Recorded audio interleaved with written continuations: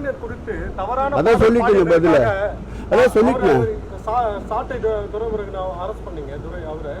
அதுக்கு என்னால முடிஞ்சா சீமான் என்ன கைது பண்ணி பாருங்கன்னு சொல்லிட்டு அவரும் அந்த பாடல் பாடியிருக்காரு. அவர் மேல எந்த நடவடிக்கை எடுக்கப்படுமா? நிச்சயமாக அது குறித்து நிறைய காவல் நிலையங்களில் தற்போது பொதுநல விரும்பிகள் புகார்களை தந்து கொண்டிருக்கின்றார்கள். சட்டப்படி சாத்தியக்கூறுகள் இருந்தால் நிச்சயமாக நடவடிக்கை இப்போ எடுக்கப்படும். இதே பொருள் குறித்து அவர் பாடிய பாடலுக்கு ஏற்கனவே வருத்தம் தெரிவித்திருக்கின்றார் இறைத்தன்னாக்கு கொண்ட சீமான் அவர்கள். இதே வார்த்தைக்காக ஏற்கனவே மன்னிப்பு கோரியிருக்கின்றார்.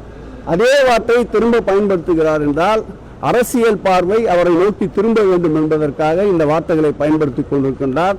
என்னதான் வீழ்ந்து வீழ்ந்து புரண்டாலும் சரி அல்லது முட்டி போட்டு கொண்டு தவழ்ந்து வந்தாலும் சரி இந்த திராவிட மாடல் ஆட்சியை நிலைகுலைய செய்ய வைக்க முடியாது. சீமானுடைய வாய்ப்புக்கு மக்கள் தகுந்த பாடத்தை புகட்டுவார்கள். நீங்க தான் சொல்லலாம் கவுண்டிங் ரிசல்ட் எப்படி வந்து வந்துருங்க. ஃபர்ஸ்ட் ரவுண்டு எவ்வளோ ரீடிங் சொன்னாங்க? எப்போதுமே திராவிட மாடல் ஆட்சி மாண்புமிகு தமிழக முதல்வர் தலைமையில் அமைந்த பிறகு அனைத்திலும் முன்னிலைதான். வெற்றி தேவதை எங்கள் இயக்க தலைவர் ஆர்வீல் தலைவர் முத்துவேல் கருணாநிதி ஸ்டாலின் கரங்களை பற்றி கொண்டிருக்கின்றது. அது சட்டப்படி ஆவேஜ் செய்யப்பட்டு தான் வரும்.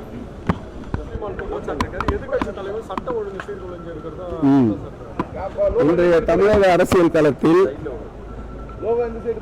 திராவிட மாடல் ஆட்சியை எதிர்க்கின்ற அனைத்து கட்சிகளுக்கும் எந்த விதமான பொருளும் ஆயுதமும் கையில் கிடைக்கவில்லை. ஆதலால் கையில் கிடைப்பதையெல்லாம் இந்த ஆட்சியாளர் மீது தூக்கி எறிய முற்படுகிறார்கள். எதிர்கட்சி தலைவர் எடப்பாடி ஆட்சி காலத்தில் பாலும் தேரும் மானாக ஓடிக்கொண்டிருந்ததா?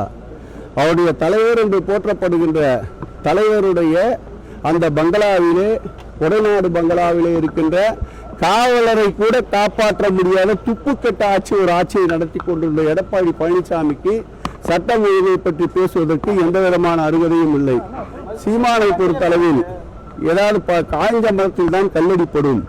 அதுபோல் அவர் தொடர்ந்து வாய்ப்பு எடுத்துக் கொண்டு பேசி வருகின்றார். அவருடைய உயரம் அவருக்கே தெரியவில்லை. அவர் கண்ணாடி கூண்டிலிருந்து கல்லெறிந்து கொண்டிருக்கின்றார்.